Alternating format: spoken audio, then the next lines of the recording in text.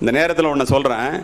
2 மாதத்திற்கு முன்னால் 16-17 வயது நிரம்பிய 16 என்ன சொல்லுவீங்க 11th and 12th 11ஆம் வகுப்பு 12ஆம் வகுப்பு படிக்கின்ற மாணவர் 27 பேர் சேர்ந்து பாய்ஸ் லாக்கர் ரூம்னு ஒரு இன்ஸ்டாகிராம் பேஜ் ஆரம்பிக்கிறான். அத்துணை பெண்களை பற்றிய அசிங்கங்களும் அதில் அரங்கேறிக்கொண்டே இருக்கிறது. யாருக்குமே தெரியாது. பொள்ளாச்சி சம்பவத்தை போல ஒரு சம்பவம் நடந்துவிடும் என்று நினைக்கின்ற அளவிற்கு அது போய்கொண்டிருக்கும் போது ஒரு இன்ஸ்டாகிராம் ஸ்கிரீன்ஷாட் லீக் ஆயிடுச்சு. காவல்துறை விழித்து கொண்டது. அட்மினை கைது பண்ணா 15 வயசு பையன். அவன் ஆரம்பிச்சிருக்கிற இன்ஸ்டாகிராம் பேஜ் என்ன? Boys locker room. அதில் அரங்கேறுகின்றது என்ன? அத்துணை பெண்களினுடைய அசிங்கங்களும்.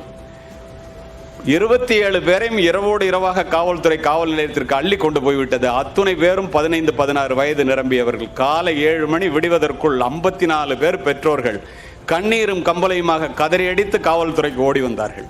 என் பொண்ணு போட்டோ பேப்பரில் வந்துடக்கூடாது, என் பையன் வந்து வாழ்க்கை போயிடும், பாஸ்போர்ட் கிடைக்காது, வேலை கிடைக்காது, கல்யாணம் எப்போ? கண்கெட்ட பிறகு சூரிய நமஸ்காரம் என்றால் தயவுசெய்து பிள்ளைகளை நீங்கள் கவனமாக பார்த்து கொள்ளுங்கள். ஒரு ஃபோனை டச் பண்ணணும்னா எடுத்தோன்னு டச் பண்ணாதீங்க. உங்கள் கையில் தான் இருக்கு. Stop, think and then touch. என்ன பேசணுமோ அதை எடுத்து நீங்கள் பேசிட்டு தேவையானதை மட்டும் அதில் செஞ்சுட்டு வச்சுருங்க.